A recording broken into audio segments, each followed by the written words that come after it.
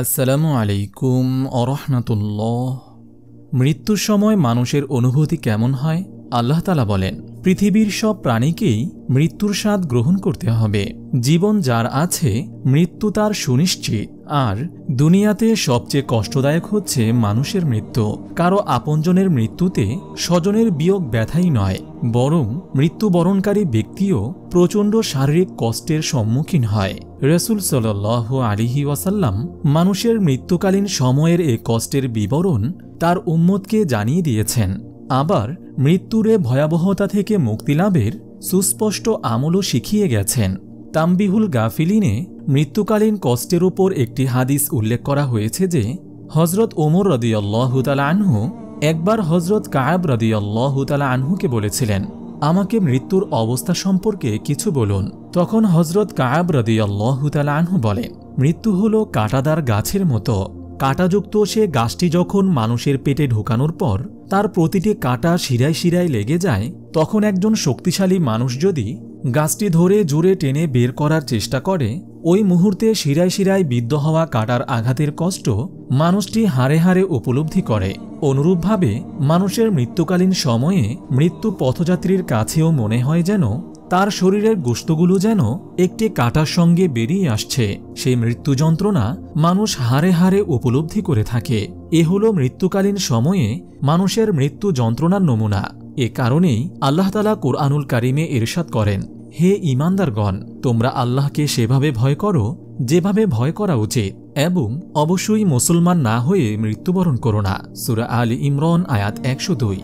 আল্লাহ তাআলা কুরআনুল কারীমের মাধ্যমে মানুষকে আগেই সতর্ক করে দিয়েছেন, মৃত্যুর পূর্বে ইসলামে পরিপূর্ণভাবে প্রবেশ করে পূর্ণাঙ্গ মুসলমান হয়ে যাও, তবেই মৃত্যুকালীন কষ্টসহ পরকালের প্রথম মঞ্জিল পুলসিরাত, হাসরের ময়দান এবং আল্লাহর বিচারের দিন নাজাত লাভ করবে। আল্লাহ তাআলা মুসলিম উম্মাহকে মৃত্যুকালীন সময়ের কষ্ট থেকে হেফাজত করুন, পরকালে নাজাত দান করুন। মুহাম্মদ সাল্লাল্লাহু আলাইহি ওয়াসাল্লামের জীবনের শেষ মুহূর্ত চলছে। ঠিক সে সময় একজন লোক এসে সালাম জানিয়ে বললেন, আমি কি ভিতরে আসতে পারি? রাসূল সাল্লাল্লাহু আলাইহি ওয়াসাল্লামের কন্যা ফাতেমা রাদিয়াল্লাহু তাআলা আনহা বললেন, দুঃখিত, আমার পিতা খুবই অসুস্থ। এই কথা বলে ফাতেমা রাদিয়াল্লাহু তাআলা আনহা দরজা বন্ধ করে রাসূল সাল্লাল্লাহু আলাইহি ওয়াসাল্লামের কাছে গেলেন। রাসূল সাল্লাল্লাহু আলাইহি ওয়াসাল্লাম বললেন, কে সেই লোক? ফাতিমা বললেন, এই প্রথম আমি তাকে দেখেছি, আমি তাকে চিনি না। রাসূল সাল্লাল্লাহু আলাইহি ওয়াসাল্লাম বললেন, শোনো ফাতেমা, সে হচ্ছে আমাদের এই ছোট্ট জীবনের অবসানকারী ফেরেশতা মালাকুল মউত। এটা শুনে হযরত ফাতেমার অবস্থা তখন ক্রন্দনরত বোবার মতো হয়ে গিয়েছে। রাসূল সাল্লাল্লাহু আলাইহি ওয়াসাল্লাম বললেন, হে জিবরাইল, আমার উম্মতের কি হবে? আমার উম্মতের নাজাতের কি হবে? জিবরাইল আলাইহিস সালাম বললেন, হে আল্লাহর রাসূল, আপনি চিন্তা করবেন না, আল্লাহ তাআলা ওয়াদা করেছেন আপনার উম্মতের নাজাতের জন্য। মৃত্যুর ফেরেশতা ধীরে ধীরে রাসূলের কাছে এলেন জান কবজ করার জন্য। মালাকুল মাউত আরো কাছে এসে ধীরে ধীরে রাসূলের জান কবজ করতে থাকলেন।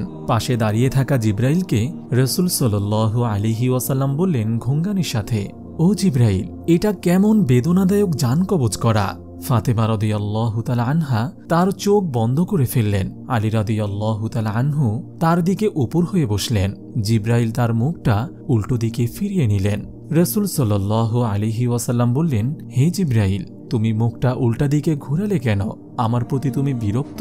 জিবরাইল বললেন, হে আল্লাহর রাসূল সাল্লাল্লাহু আলাইহি ওয়াসাল্লাম, সাকরাতুল মাউতের অবস্থায় আমি আপনাকে কিভাবে দেখে সহ্য করতে পারি? ভয়াবহ ব্যথায় রাসূল সাল্লাল্লাহু আলাইহি ওয়াসাল্লাম ছোট্ট একটা গোঙ্গানি দিলেন। রাসূল সাল্লাল্লাহু আলাইহি ওয়াসাল্লাম বললেন, হে আল্লাহ, সাকরাতুল মউতটা যতই ভয়াবহ হোক সমস্যা নেই, আমাকে সকল ব্যথা দাও, আমি বরণ করব, কিন্তু আমার উম্মতকে ব্যথা দিও না। রাসূলের শরীরটা ধীরে ধীরে ঠান্ডা হয়ে আসতে লাগলো। তার পা, বুক কিছুই নড়ছে না এখন আর। রাসূলের চোখের পানির সাথে তার ঠোঁটটা কম্পিত ছিল। তিনি কিছু বলবেন মনে হয়। হযরত আলী রাদিয়াল্লাহু তাআলা আনহু তার কানটা রাসূলের মুখের কাছে নিয়ে গেল।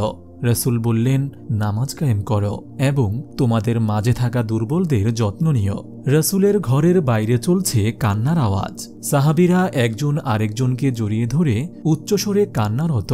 হযরত আলী রাদিয়াল্লাহু তাআলা আনহু আবার তার কানটা রাসূলের মুখের কাছে ধরল। রাসূল চোখ ভেজা অবস্থায় বলতে থাকলেন, ইয়া উম্মতি, ইয়া উম্মতি, হে আমার উম্মতেরা, নামাজ, নামাজ। আপনি যদি এরকম ভিডিও আরও পেতে চান তাহলে এই চ্যানেলটি সাবস্ক্রাইব করে পাশে রাখা বেল আইকনটি অন করে দিন।